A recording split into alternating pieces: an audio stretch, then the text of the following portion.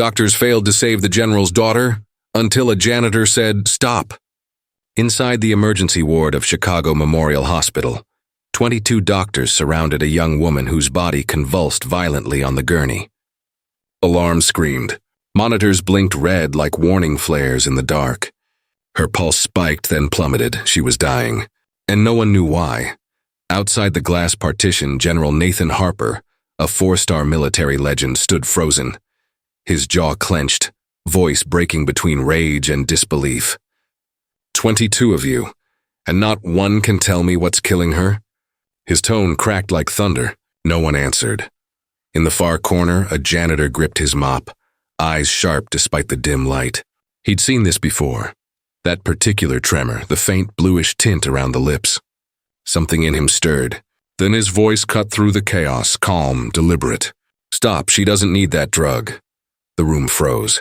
The janitor's name was Eli Turner, 35 years old. His lean frame carried the wear of hard years. Calloused hands, a scar across his forearm, and eyes that had seen too much of war and loss. Before dawn each day, Eli woke in a small apartment on the south side, where pipes rattled and heat hissed unevenly through old vents. His 8-year-old daughter, Lily, would sit at the kitchen table, legs swinging as he helped her braid her hair before school. They'd share scrambled eggs and toast before walking together to the corner bus stop. She'd wave, and he'd catch the early train to the hospital. Another long night shift of quiet invisibility. No one at Chicago Memorial knew who Eli really was. No one knew that he had once been Captain Eli Turner, a decorated combat medic who'd served 3 tours overseas. Or that 5 years ago, a single accusation had stripped him of his medical license, his career, his uniform, everything. Now he mopped floors in the same kind of hospital where he used to save lives. He told no one about his past, not about the lives he'd saved with techniques learned from his late grandmother, a folk healer from the Tennessee hills who taught him to read the color of breath and the heat of skin. She'd shown him things science often forgot, how nature and medicine could work together. Her voice still echoed in his memory. "When everyone's looking up, Eli, you look down." The answer's often closer to the ground. In Afghanistan, when supplies ran low, Eli used bark tea for pain and acupressure for trauma stabilization. It worked until it didn't for his career. On his last mission, a chemical explosion outside Kandahar poisoned dozens, including Colonel Henry Morrison, a senior officer who suffered only mild exposure. Nearby, Afghan children gasped for air, dying from nerve gas inhalation. Protocol said, treat the Americans first. But Eli had looked at those children and made a choice. He treated them first. He saved 32 civilians that day and lost his career for it. Colonel Morrison filed charges: disobedience, insubordination, dereliction of duty. The court-martial had been swift, ruthless. The presiding officer, General Nathan Harper, signed the paper that erased him from military medicine forever. Now, 5 years later, Harper's own daughter lay dying just 20 feet from the man he'd condemned. Eli watched through the glass as panic unfolded inside the room. Monitors screamed. Doctors shouted overlapping commands, and nurses adjusted IV drips in frantic rhythm. Then the name came over the intercom like a ghost from the past. Patient: Ava Harper, 28. Daughter of General Nathan Harper, unresponsive. Seizures began 40 minutes ago. Blood pressure dropping. Cause unknown. Eli's heart stopped. Ava Harper. Of all people, it had to be her. For a moment he stayed motionless against the wall. He could walk away, pretend he hadn't seen anything. Let the same system that destroyed him collapse under its own arrogance. No one would blame him, but something deeper than bitterness held him there. A code buried too deep to break. The oath he once swore to uphold didn't come with conditions. It didn't say save only the ones who deserve it. He looked again through the glass. Ava's body jerked under the electric glare of hospital lights. Doctors barked orders, switching meds, guessing blindly. And then Eli saw it. The subtle discoloration, the uneven breathing, the wrong IV dripping into her veins. He whispered to himself, "You're killing her."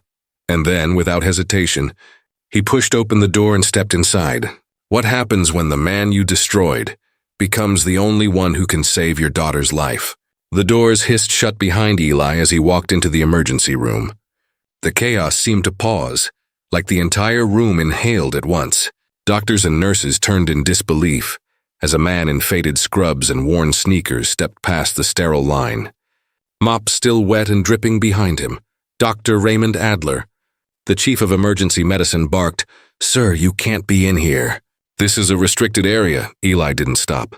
His voice cut through the confusion, low, even, and certain. "If you keep that drip running, her heart will stop in 3 minutes." Every pair of eyes turned toward him. The room went silent except for the rhythmic beeping of the monitor. Fast, erratic, desperate. Dr. Adler's face darkened. "Who the hell do you think you are?"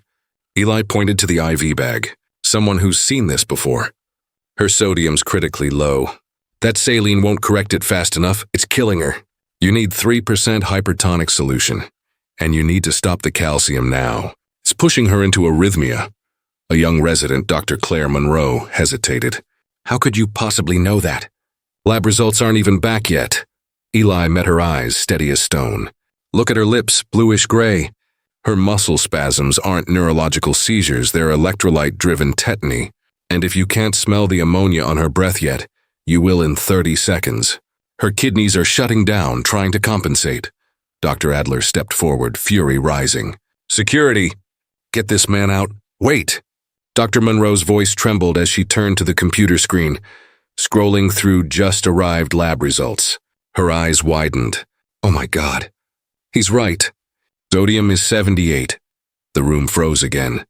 General Nathan Harper, watching through the glass wall, took a single step forward, his face hard, but his eyes wide. He didn't know the man. Not yet. But something about the quiet authority in Eli's voice stirred an old memory. "Let him work," Harper said. Dr. Adler spun toward him. "General, with all due respect, this man isn't a licensed physician." Harper's voice cut like a command he'd given 1,000 times before.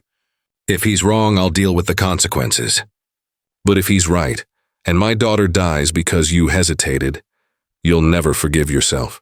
Step aside." No one argued with a 4-star general. Eli moved quickly, calm but relentless. "I need 3% hypertonic saline, 100 milliliters over 10 minutes. Too fast and you'll cause brain damage. Keep it steady." A nurse scrambled to hand him the bag. Eli connected it to Ava's line, checking the flow rate with surgical precision. Then he placed 2 fingers against her wrist, feeling the erratic pulse. He shifted to a pressure point just beneath her collarbone and pressed gently.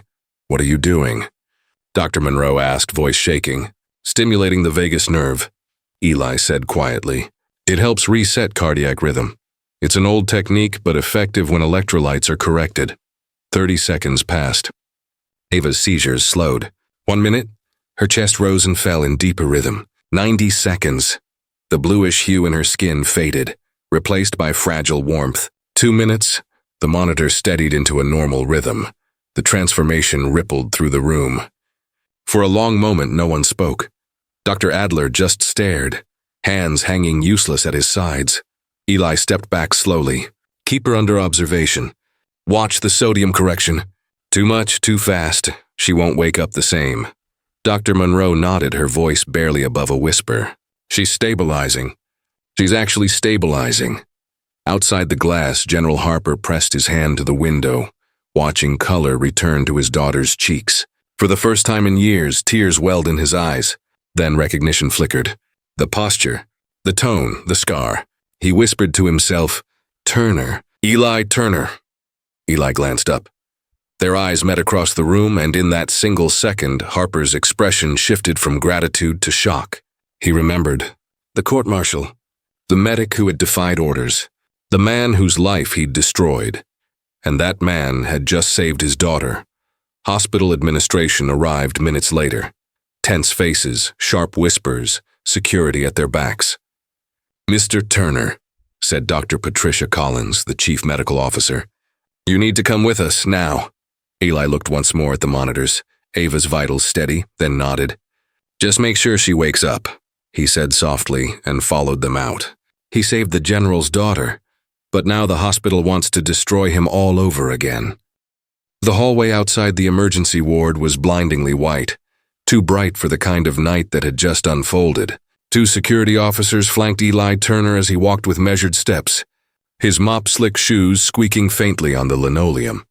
They led him into a small administrative office tucked behind the staff lounge, a sterile room filled with policy manuals, framed certificates, and the cold hum of a vent that never stopped running. Behind the desk sat Dr. Patricia Collins, Chief Medical Officer of Chicago Memorial. Her face was set in stone, professional, polite, but unreadable. She gestured to the chair across from her. "Mr. Turner, please sit," Eli did. The officers remained by the door. "Do you understand why you're here?" she asked. Eli nodded once. "Because I saved her life." Her jaw tightened. "Because you practiced medicine without a license. That's a felony under state law." Eli said nothing. He sat still, hands folded, the faint smell of disinfectant clinging to his sleeves. "You touched a patient, administered treatment, issued orders to medical staff. That's not your authority to give." Eli's voice was steady. "If I hadn't, she'd be dead right now." "That's not your determination to make, Mr. Turner," she snapped, though her eyes flickered for just a second. Uncertainty, maybe guilt. "You're a janitor. You mop floors.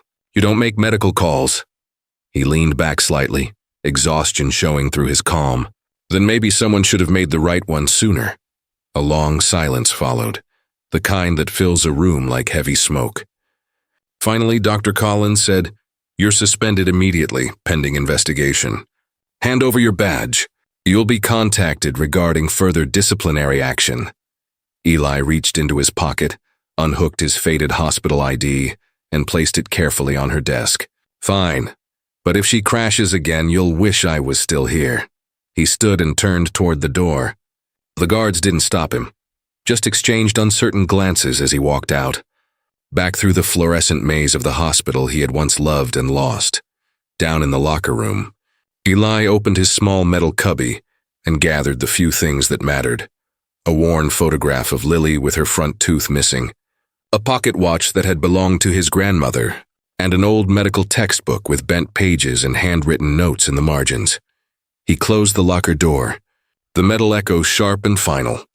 As he stepped outside into the crisp midnight air, Chicago's skyline glowed in the distance.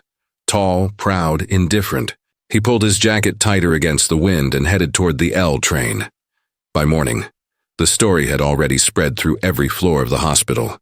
A janitor had diagnosed what 22 doctors missed. He'd saved a 4-star general's daughter, and he'd been fired for it. In the cafeteria, a veteran nurse named Margaret Hill listened to the whispers as she stirred her coffee. She'd worked here for 30 years, long enough to know when something didn't add up. The name Eli Turner rang faintly in her memory. She couldn't place it at first, but it scratched at her like a forgotten tune. That afternoon, between patient rounds, she went down to the dusty records office, a place few people visited anymore. Rows of metal cabinets, folders stacked by decades. She started digging. 2 hours later, she found it. A yellowing file, sealed and half buried under other archives. Turner, Elijah. Her heart thudded as she opened it. There it was, the military court-martial transcript dated 5 years ago. The charges: disobedience, dereliction of duty, conduct unbecoming. And beneath them, reports from Kandahar. Witness names. Suppressed statements she remembered hearing whispers about but never seeing printed. Margaret's hands trembled as she flipped through them. Soldiers had tried to testify on Eli's behalf. Statements buried under irrelevant to proceedings. She closed the folder slowly, a frown deepening on her face. Then she stood, clutching it tightly to her chest. She knew exactly who needed to see it, and he was sitting upstairs, refusing to leave his daughter's bedside. That evening, Margaret found General Nathan Harper in the private recovery suite. He sat in the half-dark, still in uniform, staring at the wall instead of the bed where Ava slept under a tangle of tubes and quiet beeps. "General Harper?" she said softly. He looked up, his face drawn, older than she remembered seeing it even in the news. "I think you should see this." She held out the folder. The truth about Eli Turner, and the weight of a man's ruined life, was in her hands. The general thought he'd lost everything, until he opened the file that revealed the truth about the man who just saved his daughter. General Nathan Harper sat motionless in the dim hospital room. the rhythmic hum of the monitors the only sound breaking the stillness. His daughter, Ava, lay asleep, her breathing slow and steady, alive because of a man he'd once condemned. The nurse, Margaret Hill, stood by the door, clutching the thick file against her chest. Her expression was firm but sympathetic, the kind of compassion that comes from decades of seeing too much injustice in sterile halls. "I think you should read this, sir," she said quietly. "It's about the man who saved your daughter." Harper hesitated, his eyes flicking to Ava, pale but peaceful, then to the folder. His hands, calloused from decades of command, trembled slightly as he reached for it. Margaret placed it in his grasp and stepped back. "I found it in the old archives, buried deeper than it should have been." Harper opened it slowly, as though afraid of what he might find inside. The first few pages were familiar. Official military reports, clinical language, sterile phrasing, insubordination, dereliction of duty, conduct unbecoming of an officer. He'd signed those words himself, but beneath them were pages he had never seen. Handwritten testimonies, statements from soldiers in Eli Turner's unit that had never made it into the record. The first was from Corporal James Mitchell. "Captain Turner saved my life twice. Once when shrapnel tore through my thigh, he stopped the bleeding with techniques I'd never seen before. The second time, during the Kandahar gas attack, he disobeyed orders to save dying civilians. He didn't hesitate. Colonel Morrison wasn't in danger. He was just angry." Harper turned another page, his pulse quickening. Sergeant Ana Rodriguez had written, "Turner treated Afghan children before treating us. He said, I became a medic to save lives, not to rank them. He broke protocol, not his oath, one by one. The testimonies painted the same picture. A man who had chosen compassion over hierarchy, humanity over orders. Each statement a fragment of truth Harper had never cared to uncover." He swallowed hard. His chest felt tight, like someone was pressing a weight against it. "These were all filed?" he asked, voice low. Margaret nodded. "Filed me and then sealed. Someone higher up deemed them irrelevant to the charges. Colonel Morrison had influence, sir. He wanted Turner silenced." Harper stared at the folder, horror creeping across his face. "I presided over that court-martial," he whispered. "I signed his discharge. I destroyed that man's life because I didn't ask enough questions." "You followed orders," Margaret said gently. He shook his head sharply. "No, I hid behind them." He stood abruptly, pacing the room, hands clenched at his sides. "Do you know where he is now?" Margaret hesitated. "He's in Arlington. Small apartment, raising his daughter alone. His wife left after the discharge." Each word hit Harper like a hammer blow. Wife gone, career destroyed. Living in poverty, while he had gone home to medals, speeches and quiet comfort. And still, that same man had saved his child without hesitation. Harper turned toward the hospital bed, watching Ava's chest rise and fall. The image of her pale face during the chaos replayed in his mind, and the moment when the janitor's voice had steadied the room. "Stop. She doesn't need that drug." A man broken by the system, yet strong enough to defy it again, to save the daughter of the general who ruined him. He sat back down, head in his hands. "My God," he murmured. "What have I done?" Margaret took a slow breath. "Maybe it's not too late to make it right." He looked up, eyes red but resolute. "No, it won't undo what I did, but I have to try." The clock on the wall ticked softly as he stood, straightening his uniform jacket. The general inside him was gone, replaced by something rawer, humbler. He pressed his palm against the folder, a silent promise forming in his mind. He would find Eli Turner, he would look him in the eyes, and he would do whatever it took to set things right, even if it meant tearing down the walls of the same system that had once protected him. As the first gray light of dawn seeped through the window, Harper walked out of his daughter's room, carrying the folder under his arm like a burden he could no longer ignore. He once destroyed Eli Turner's life with his signature. Now he's about to risk everything to give it back. The morning light over Arlington Heights was pale and cold, the kind that washed color out of everything. In a small third-floor apartment above a laundromat, Eli Turner sat at the kitchen table with a chipped mug of coffee and 2 envelopes spread out in front of him. The first was from Chicago Memorial Hospital. Official letterhead. Thick paper and just 2 short paragraphs.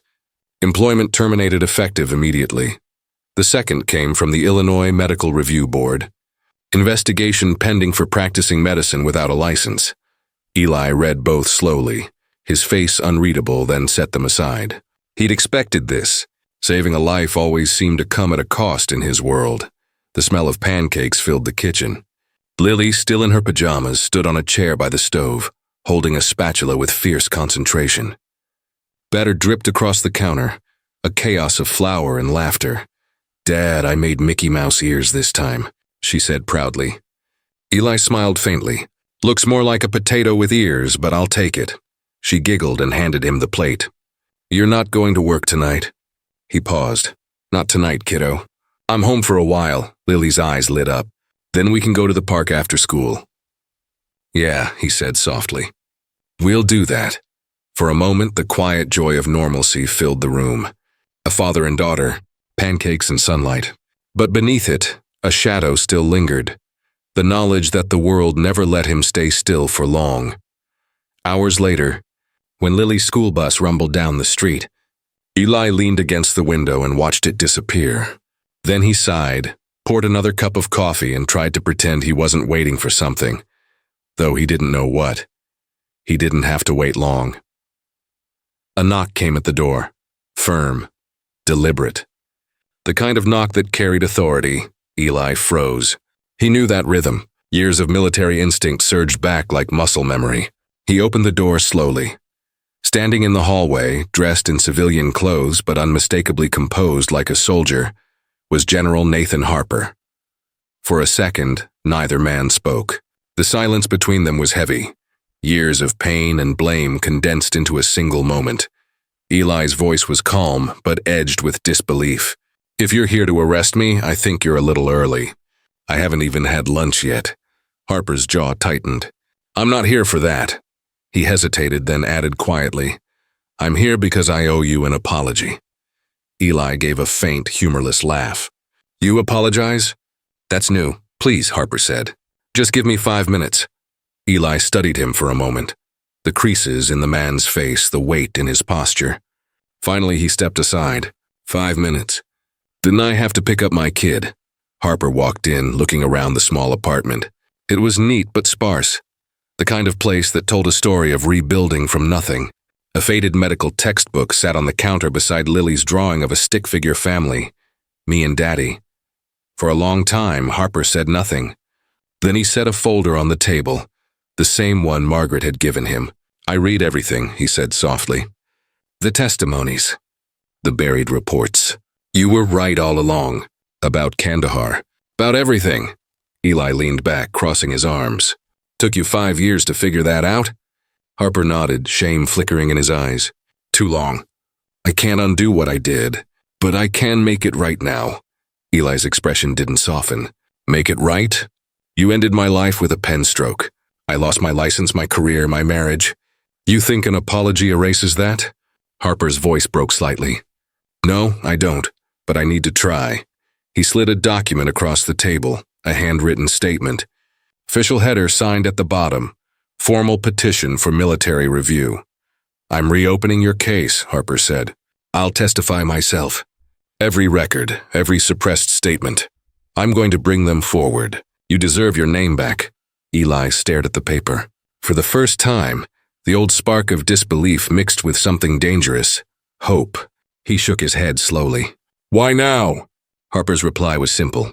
"Because you saved my daughter. When you could have watched her die." The words hung between them, raw and unguarded.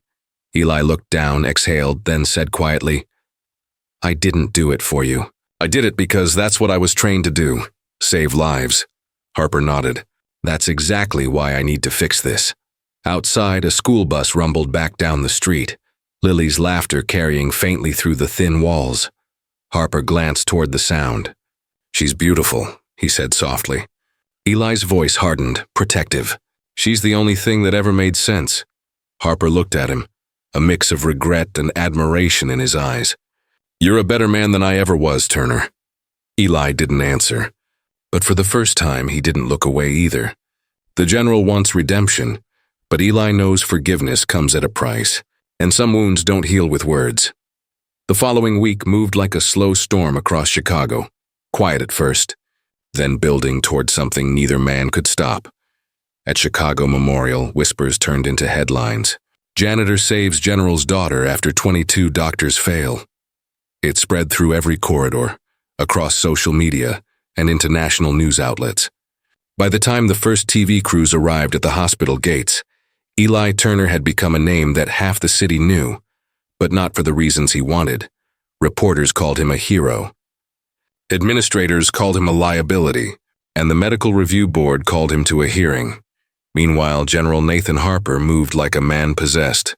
He had spent 40 years commanding battalions and executing flawless missions. But this was different. This time, he was fighting a war against his own past. He drafted letters to every military contact he had left, calling in favors, demanding records that had been buried for half a decade. He met with attorneys, filed petitions, and personally delivered a sworn statement to the review board. The first line of his testimony read, "5 years ago, I condemned a good man for doing the right thing, but the most important battle wasn't fought in a courtroom. It was happening quietly upstairs, in a hospital room where Ava Harper was finally waking up. When her eyes fluttered open, the first person she saw wasn't her father. It was Dr. Claire Monroe, the young resident who'd been there that night." Claire smiled softly. "Welcome back." Ava's voice was faint but steady. "How long?" "3 days," Claire said. "You're stable now." As her father rushed in moments later, tears already in his eyes, Ava reached for his hand. "Hey, Dad," she whispered. He could barely speak. "You're okay." "That's all that matters." But Ava's gaze sharpened as she studied his expression, guilt written all over it. "What happened?" "I remember flashes. Doctors yelling, and then someone's voice. A man saying, 'Stop.'" Nathan took a breath, voice breaking. "You were dying, Ava. No one could figure out what was wrong. And then a janitor walked in and saved your life." Her brow furrowed. "A janitor?" He nodded. "Not just a janitor. His name is Eli Turner. You owe him everything, and so do I." He explained the rest, the court-martial, the buried reports, the injustice. How the man who had every reason to hate him had saved the only person he had left. When he finished, Ava's eyes glistened with tears. "Then find him, Dad," she said softly. "Not to thank him, to stand beside him." 2 days later, Eli stood outside the Cook County Courthouse wearing his best, though threadbare, shirt and jacket.